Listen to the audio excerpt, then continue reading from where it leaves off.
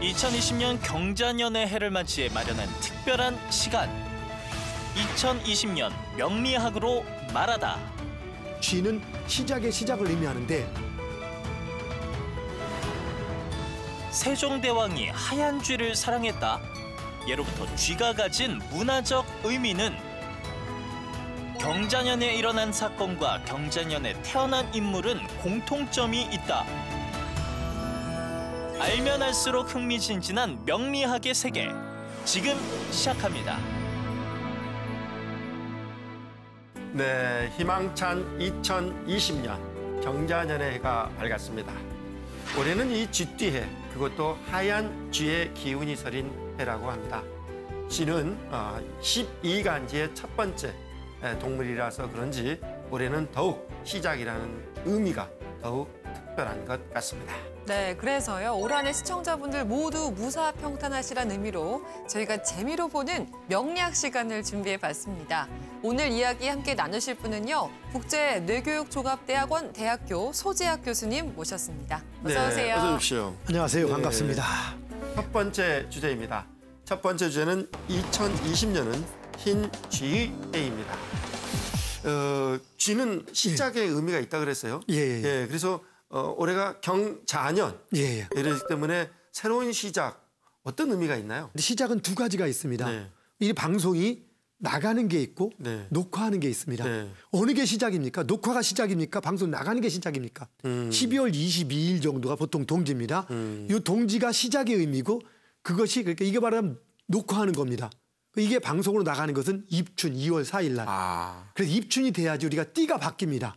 그럼 시작이 두 가지인데 이 쥐는 어디의 의미냐? 바로 녹화나 동지를 의미합니다. 동지달. 그래서 시작의 시작, 진짜 시작. 조그맣지만 아주 열심히 움직이는 것.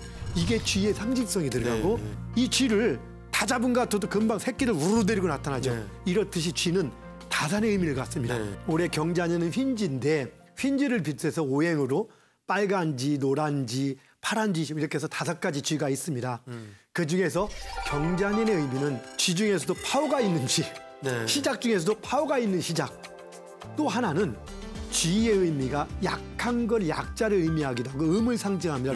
그래서 약자, 남녀로 치면 여자 이렇게 억눌렸던 것들이 크게 드러난 그러한 상징성을 가지고 있는 게 특히 경자년의 의미입니다. 좋습니다. 네, 이제 그렇다고 한다면 이 흰 쥐띠에 태어난 역사 속의 인물이 누가 있는지도 궁금해지는데요. 혹시 그렇죠. 이 인물들이 좀 공통점이 있는지도 궁금해집니다. 경자년의 어떤 특성을 얘기한다면은 뭔가 시대를 바꾸는데 뭐 크게 개혁해서 시대를 바꾸는 게 아니라 조용한 듯하면서도 어떤 시대의 흐름을 바꿔주는 역할.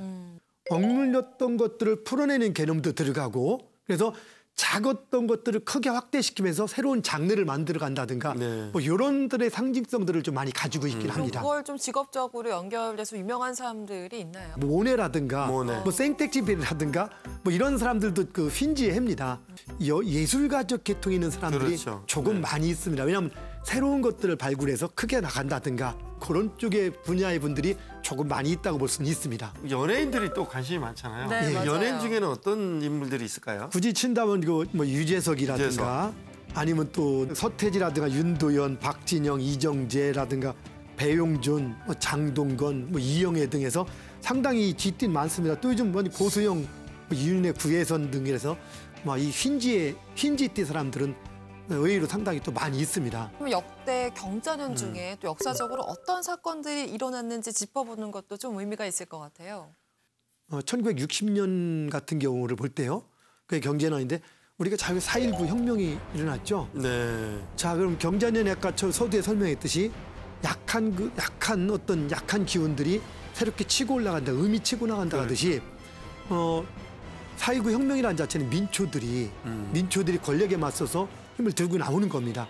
또 억눌렸거나 이게 음으로 상징되는 것들이 나오다 보니까 그러다 보니까 옛날에 어우동 사건이라고 뭐 혹시 들어보셨을지 모르겠습니다만 옛날에 그 시대에도 조선시대. 조선시대입니다. 남녀 불평등. 이 페미니즘, 즉 여성주의라고 말할 수 있는 것이 상당히 가장 큰 힘을 발휘하는 게 바로 경자년입니다. 두 번째 주제입니다. 사주팔자 허와 실입니다. 이 교수님, 올해는 366일이에요. 예. 그리고 2월을 29일에 하루가 더 있습니다. 아, 예. 그래서 윤년과 윤달이 있는 해다 예. 이렇게 얘기를 하는데 예. 윤년, 윤달 어떻게 해서 존재하게 된 건가요? 태양력이라 하죠. 네. 그 양력은 정확히 지구의 공전 주기를 갖고 따지는데 1년의 공전 주기가 우리 날로 치면 며칠입니까? 5일로 알려져 있죠. 365.2422일이 됩니다. 즉 그러다 보니까 이게 하루 이틀에서 한 4년이 지나면은 하루가 더 생기는 겁니다. 네. 그러니까 이게 안 맞기 때문에 하루를 어딘가에서 빼주면서 이걸 맞춰줘야 됩니다. 그래서 올해가 이제 그 4년마다 한 번씩 맞춰주는데 올해 2020년이 바로 윤년을 집어넣어가지고 그걸 윤년이라고 합니다. 그다음에 윤달은 음력을 또 갖고 따지는 겁니다. 네. 통상 29.5일을 한 달로 칩니다. 그러다 보니까 12달을 치면은 354일이 되는 거예요.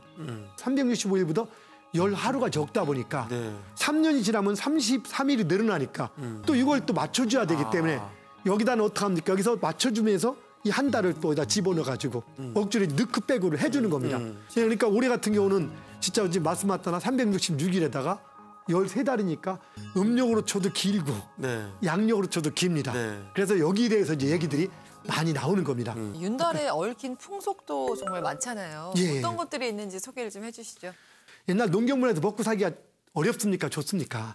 사실은 어렵죠. 네. 그러니까 한 달 쪼개서 생활하는데 갑자기 없던 데로 생기니까 먹고 살기 힘들어서 윤달이 있을 때는 진짜 힘들다 뭐 이런 얘기도 있고 또 한 가지는 우리는 살다 보면 힘든 일이 많다 보니까 전부 다 각 달마다 귀신을 배치해놨습니다. 그래서 이번 달에는 어떤 귀신이 자기야 저 이렇게 이런 귀신이 배치해놨는데 한 달 윤달 때는 그 귀신이 배치되어 있지 않습니다.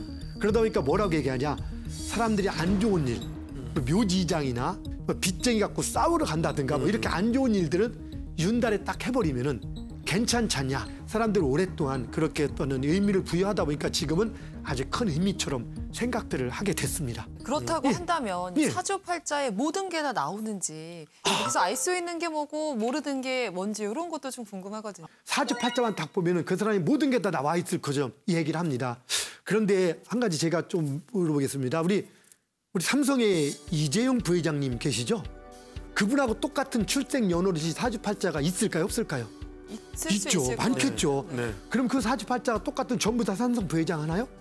아니죠. 지금 이재용 부회장하고 똑같은 사주팔자가 여럿인데 그게는 다른 거 뭐냐? 부모가 틀린 거고 환경이 틀린 거고 노력이 틀립니다. 그래서 삼성 부회장은 이재용 부회장만 혼자 하고 있는 거예요.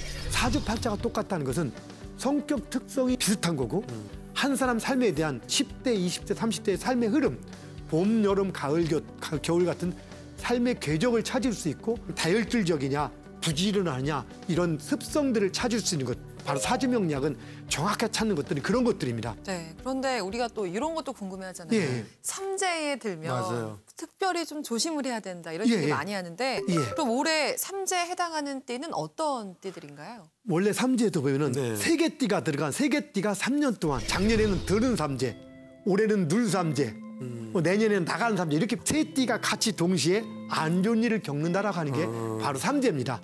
사주팔자는 아까 출생년, 월, 일, 시 네 가지죠. 네. 네 기둥 중에서 띠만 가지고 따질 수는 그렇죠. 없습니다. 전혀. 그러니까 전혀 근거를 따지기 힘든 전형적인 미신입니다. 모든 매해마다 조심해서 나쁠 건 없지만 특히 삼재 때문에 올해 띠가 삼재라고 해서 뭘 할 걸 안 한다든가 결혼을 미룬다든가 그럴 필요는 전혀 없습니다. 그 교수님 또 예. 우리나라에서는 유독 그 아홉수를 봐요. 맞아요. 예. 아홉수는 결혼하면 안 된다고 하고요. 결혼하면 안 된다 그러고요. 동양에서 숫자 개념에서 1, 2, 3, 4, 5, 6, 7, 8, 9 그다음 뭐죠? 10은 1과 0입니다. 네. 그래서 제일 큰 수가 9입니다. 9이 꽉 찬 숫자다 보니까 그걸 채우면은 더 이상 갈 데가 없다 해서 그 수에 대한 부담감을 가지고 있습니다. 그래서 9수를 꺼리는 습성이 있는 거지 9수라고 해서 9살에서 문제가 생기지 않습니다. 그 요령이 있습니다. 만약에 9살에 신경이 쓰이면은 만으로 따지세요. 그리고 이제 다음에 가서 또 만으로 따지고 그때는 제 나이로 따지고. 나이 따지고. 그럼 그럼 되네요. 9수 넘어갑니다. 아주 그러니까 지혜롭습니다. 전혀 신경 쓸 거 맞습니다. 없으십니다. 네, 새해를 맞아서 이 토정 비결이나 사주 또 신점 보시는 분들 많을 것 같은데요. 시청자 여러분을 위해서 한 말씀 부탁드립니다. 아, 예. 정확하게 역학을 공부하는 이유는 너 안 좋아 겁을 주고 이런 것이 아니라 사람은 살다 보면 진짜 좋을 때가 있고 나쁠 때가 있습니다. 그런데 나쁠 때가 있다면은 그걸 조금 더 조심해 주면 되고 좋을 때는 좀 더 역시 노력해서 능력 발휘를 하면 되는 겁니다. 네. 만에 하나 좀 신경이 쓰이면은 그분에게 단적으로 물어보세요. 그러면 제가 그 올해를 나쁘다고 말씀하셨는데 그러면은 어떤 근거에서 이렇게 나쁜 건지, 그리고 과거에 몇 년의 흐름 한번 짚어달라고 하세요. 그래서 과거에 몇 년의 흐름이 정말 좋고 나쁨이 정확하게 한 7, 8년, 10여 년, 20년이 정확히 맞았다면은 미래도 그분 말을 믿어볼 수가 있습니다. 그런데 그런 건 하지 않고 그냥 올해 나빠 좋아 이렇게만 얘기한다면은 그냥 재미로만 들어주시면 되는 겁니다. 그리고 어쨌든 나쁜 얘기를 들었다면 그냥 조심하면 되지라고 생각하면 되지, 그게 꼭 정해진 게 아니라 세상은 우리가 선택할 수 있는 폭이 있고 정해진 흐름이 있습니다. 정해진 흐름은 봄, 여름, 가을, 겨울 같은 거고, 우리가 선택하는 것은 아무리 추운 겨울이라도 따뜻한 옷을 준비하고 따뜻하게 준비하면 춥지 않게 지낼 수가 있습니다. 그래서 자신의 때 잘 찾아서 그리고 지혜로운 한 해 지내시기를 바라겠습니다. 오늘 참 재밌는 이야기 많이 들었는데요. 이 교수님께서도 말씀하셨지만 토정 비결이나 운세는 재미로만 보시고 너무 맹신하지 않으시길 바랍니다. 네, 오늘 좋은 말씀 고맙습니다.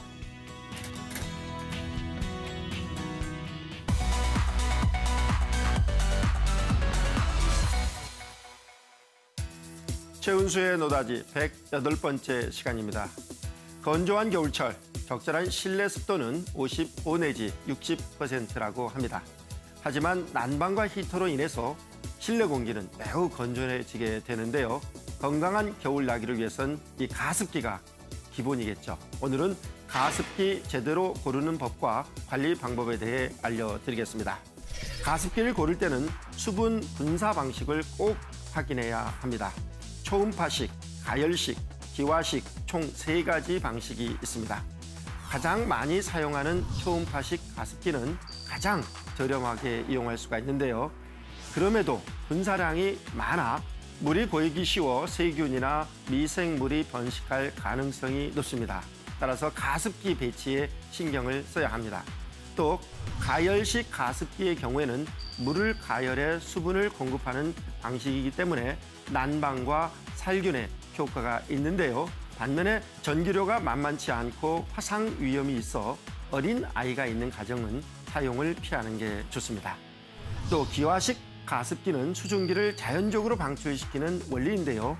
전력 사용이 적고 물 분자 입자가 작아서 세균 번식 걱정이 적기 때문에 좋습니다.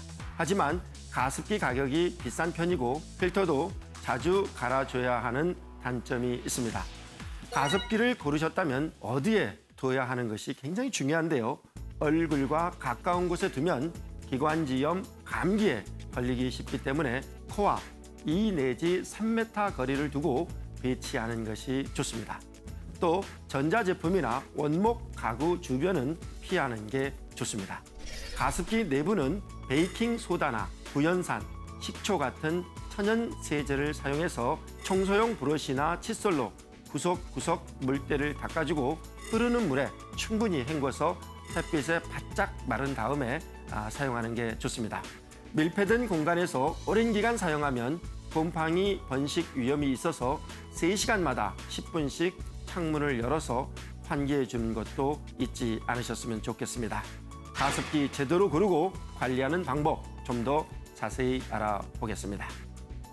가습기는 분무량과 물탱크도 중요하다고 들었는데요. 어떤 점들을 살펴봐야 할까요? 네, 굉장히 중요합니다. 물탱크의 크기는 가습 시간, 분무량은 가습기의 성능이라고 볼 수가 있는데요.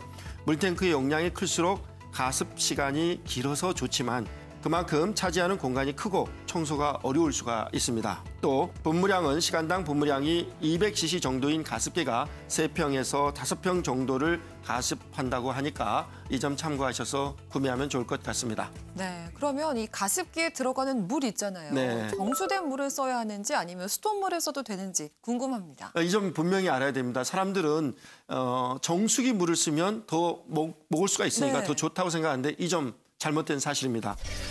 정수기 물을 넣으면 소독약품이 제거된 상태이기 때문에 오히려 세균이나 미생물이 번식하기가 쉽습니다. 반면에 수돗물은 염소 성분이 들어가 있어서 세균 번식을 억제하는 효과가 있기 때문에 가습기의 물은 반드시 수돗물을 사용하시는 게 좋습니다. 네. 그리고 요즘 이 친환경 가습기를 직접 만들어서 사용할 수 있는 방법도 있다고 들었는데요. 네, 그런 경우가 많죠. 솔방울이나 귤 껍질, 한지 이런 것들을 사용할 수가 있는데요. 베이킹 소다와 함께 솔방울을 함께 넣어서 끓인 다음에 물을 제대로 머금으면 그걸 꺼내서 외부에 내놓으면 가습 효과가 있고요. 또 겨울에는 귤 껍질이 많은데 이 귤 껍질을 바구니에 담아서 물을 뿌려서 가습기 효과를 내면 매우 효과적입니다. 네. 오늘 알려드린 방법들 잘 활용하셔서 올겨울 건강하게 보내셨으면 좋겠습니다. 오늘 좋은 말씀 고맙습니다.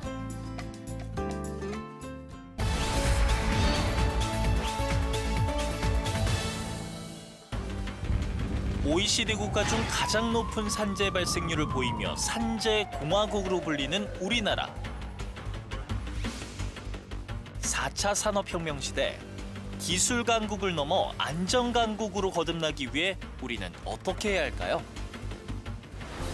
산업안전보건 분야 전문가인 윤양배 회장과 함께 안전하고 건강한 일터를 만드는 새로운 안전문화 패러다임에 대해 이야기 나눠봅니다. 오늘 만나볼 주인공은 안전이 천직이다라고 여기면서 40년 넘게 대한민국 안전문화 정착을 위해 앞장서고 있는 그런 특별한 분이십니다. 네, 대한산업안전협회 윤양배 회장과 함께 우리 사회가 나아가야 할 안전보건 미래상에 대해 이야기 나눠보겠습니다. 안녕하세요. 네, 어서 오십시오. 안녕하세요. 환영합니다. 감사합니다. 40년 넘게 대한민국 네. 안전문화 정착을 위해 앞장서신 분이십니다.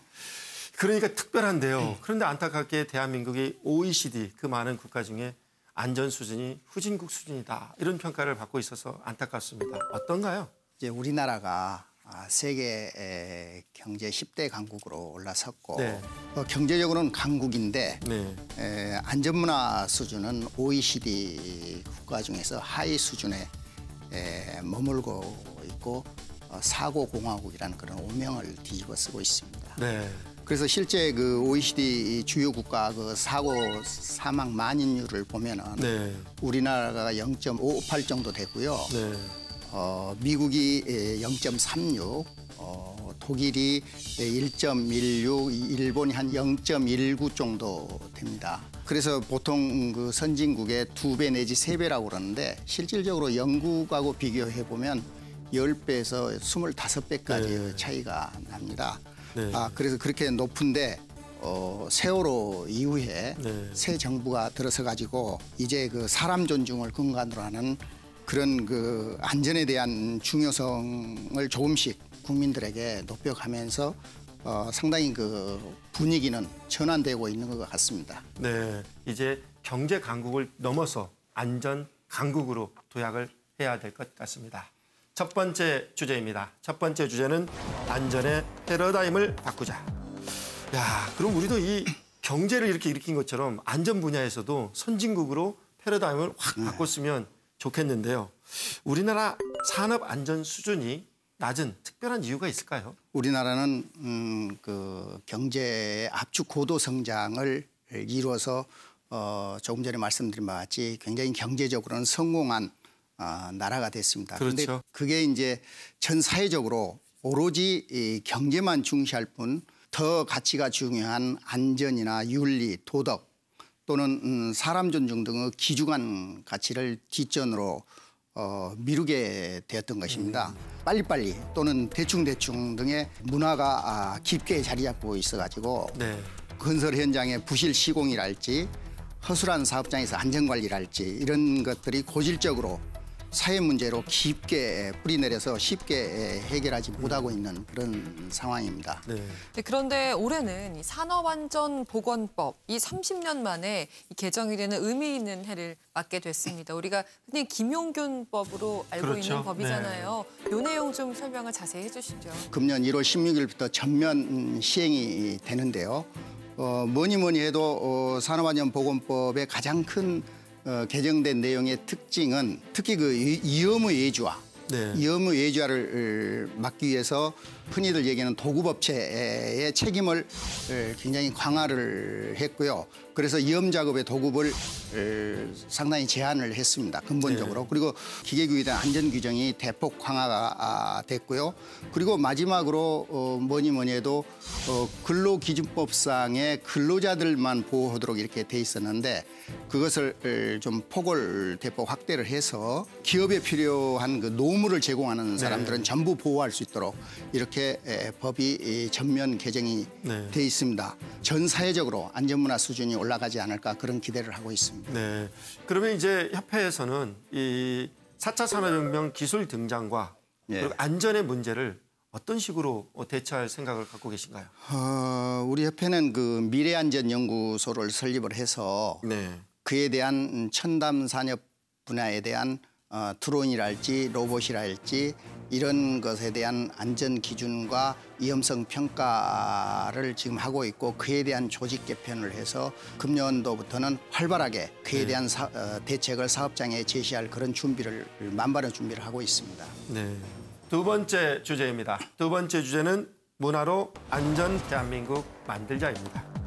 이 회장님께서는 이제 이 문화 안전 문화 혁명을 통해서 안전 대한민국을 만들자 이런 운동을 수년 동안 펼쳐오고 있는데 이 안전과 문화 어떤 관계가 있는 건가요? 밀접한 관련이 있죠. 그 사고를 야기한 문제점을 고치는 것은 사실상 임시 방편에 불과합니다.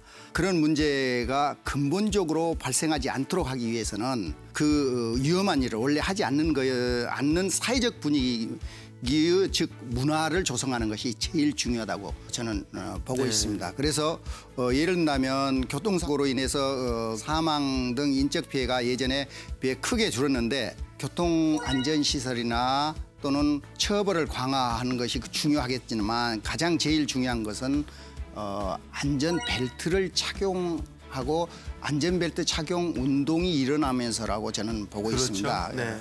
그 1959년 한 60여 년 전에 볼보 자동차에서 안전벨트를 처음으로 발명을 했는데요. 그 60여 년에 걸쳐서 안전벨트를 자발적으로 착용하기 위해 많은 운동을 했고 또 처벌도 강화를 했고 등등 안전벨트 착용이 기본이라는 얘기를 전 국민들한테 계속 인식을 시켜줬었습니다. 그래서 지금 현재는 사회적으로 보면 큰 반발 없이 누구나 지금 현재 안전벨트는 당연히 매는 거다. 이렇게 지금 현재 문화가 정착이 돼가고 있는 것이죠.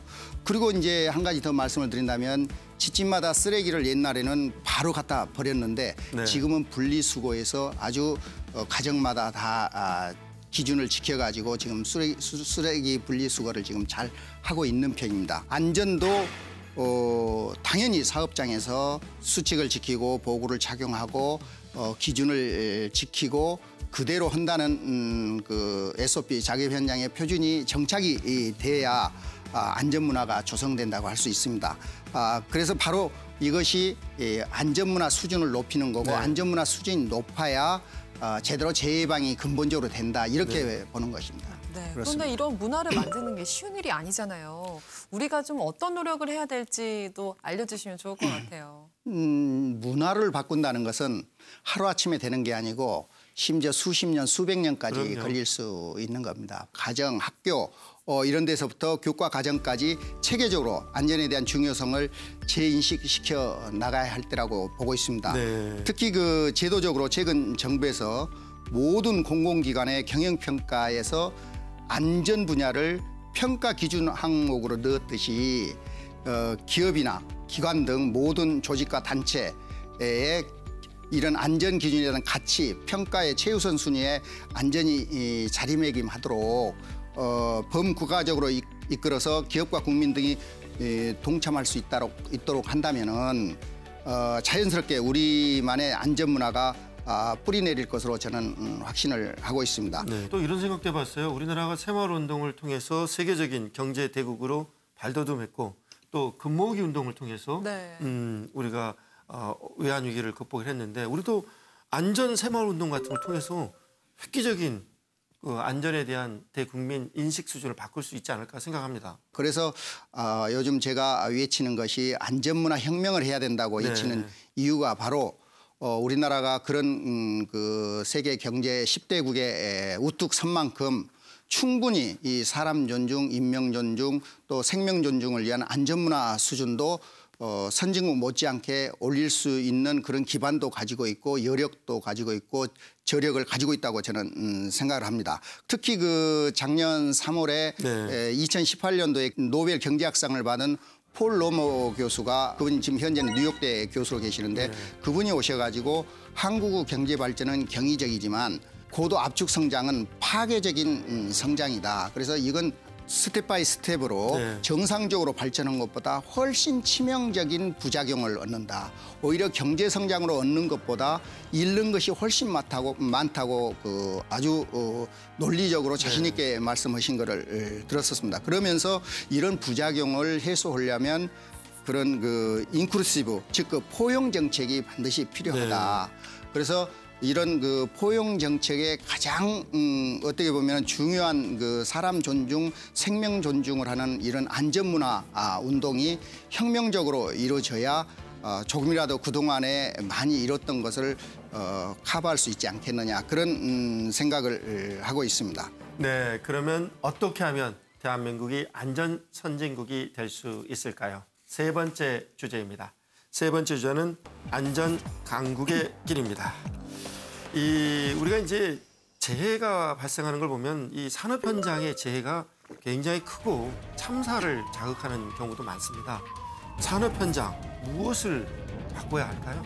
그 최고 경영자가 그 의지가 매우 중요하다고 생각을 합니다. 의지가 일단은 중요하죠. 최고 경영자의 안전을 중시하는 그런 경영의 마인드셋이 정착하는 것이 굉장히 중요하고 안전 경영을 적극 실천해야겠다는 그런 자세가 바로 제일 필요하다고 봅니다. 물론 자율적으로 하면 좋겠지만 초기에는 잘 되지 않기 때문에 정부와 국민의 관리와 감시를 좀 철저히 하고, 그리고 예의 없이 신상필벌이 필요하다고 봅니다. 그래서 안전은 공짜가 없고 아는 만큼 보이는 것이고 투자한 만큼 결과가 나오는 것이기 때문에 반드시 크로스 체크가 돼야 되는 그런 시스템을 갖고 있어야 됩니다. 그리고 그 현장 노동자들은 안전이 무조건 회사의 책임이라고 생각하면 안 됩니다. 그 나의 안전과 동료 그 안전은 스스로 챙긴다는 마음으로 안전을 노사 간의 상호 실천을 반드시 해야 되는 겁니다. 안전에 있어서 회사와 노동자는 대립이 아닌 항상 그 상생하는 파트너임을 명심을 해서 좀 적극적으로 이번 개정된 산업안전보건법에 동참을 해주셨으면 하는 바람입니다. 안전문화 확산을 위해선 정부의 역할 역시 중요할 것 같습니다. 정부가 해야 할 일은 뭐라고 보십니까? 안전관리를 잘하는 기업에는 절세나 또는 금융 지원 등 혜택을 주고, 못한 기업에 대해서는 안전을 무시해서 얻을 수 있는 이익의 수십 배에 달하는 그런 그 과징금, 징벌적 처벌을 해야 된다고 봅니다. 뭐 영국 같은 데가 좋은 예죠. 그래서 이런 감시와 지원의 역할에만 머물지 말고 아울러서 여기에 관련 산업, 안전 산업의 육성까지 보듬고 포용해 나가는 그런 정책을 펴나가면은 굉장히 효과를 낼 것으로 저는 보고 있습니다. 기업, 정부의 역할도 중요하지만 국민의 역할도 중요할 것 같습니다. 그렇습니다. 뭐니 해도 이제 이 민주주의 국가에서는 우리가 국민 여러분들의 역할이 굉장히 중요하다고 보고 있습니다. 그 예를 들면 소비자의 경우 지난 몇 년 동안 계속 그 갑질을 일삼는 기업에 대한 제품을 불매 운동을 하고, 그래서 응징을 했던 그런 기억이 납니다. 그래서 안전도 이렇게 소비자 운동처럼 안전을 소홀히 한 그런 기업의 제품이나 서비스에 대해서는 불매를 하는 등 안전 역시 소비자의 권리임을 적극적으로 국민들이 인식을 하고 알려야 할 것 같습니다. 그래서 이렇게 하는 것은 정부를 상대로도 마찬가지라고 보고 있습니다. 그래서 위험 감수성 시대에 자신의 안전을 위협하는 그런 제도들은 다 없애도록 노력을 하고, 보호를 강화하는 제도를 지속적으로 요구를 하고, 그래서 안전은 기본적인 권리이다. 그리고 안전은 인권이라는 것을 당연하게 사회적인 분위기를 만들어야 되고 그런 안전문화 수준을 가지고 있어야 우리가 진정한 안전문화 수준의 선진국이 될 수 있다고 저는 보고 있습니다. 네, 이 말씀을 듣고 보니까 이 안전문화 운동이 이 혁명처럼 일어나서 대한민국이 확 바뀌었으면 좋겠는데 특별한 묘수는 없는 건가요? 안전에 있어서 우리가 OECD 국가 중에 하위 수준인 이런 고질적인 문제를 신속히 경제 수준에 걸맞는 네. 그런 안전문화 수준을 갖추기 위해서 운동을 넘어서 예를 들면 촛불문화 운동이 촛불문화 혁명으로 승화되듯이 안전문화 운동을 안전문화 혁명으로 승화를 시켜서 범국가적으로 해야 되지 않겠느냐 이렇게 보고 있습니다. 봄만 되면은 특히 그 방송에서 미세먼지에 대해서 언론, 방송, 미디어에서 한 목소리로 또는 국가기관, 지자체도 한 목소리로 미세먼지를 얘기를 합니다. 이런 안전도 이런 폭발적인 사회적인 힘을 좀 모아주신다면 짧은 시간이라도 모두 한 목소리로 안전문화 수준 향상에 집중을 해준다면 안전문화 혁명이 저는 일어날 것으로 확신을 하고 있습니다. 좀 더 언론기관들도 좀 더 관심과 헤드라인 뉴스로 좀 다뤄주실 것을 간곡히 부탁을 드리겠습니다. 네, 이 안전 대한민국은 저절로 되는 게 아닙니다. 온 국민이 방금 말씀하신 것처럼 안전 문제에 관심을 갖고 안전 문화 혁명을 일으킬 때 대한민국이 안전 선진국이 된다고 생각을 합니다. 오늘 알아본 안전 문화 혁명을 통해서 이제는 경제만 성장한 반쪽짜리가 아닌 기술과 안전의 진화로 안전한 일터, 사회, 또 국가로 나아갈 수 있길 바라겠습니다. 오늘도 토요 포커스를 시청해주신 여러분 고맙습니다.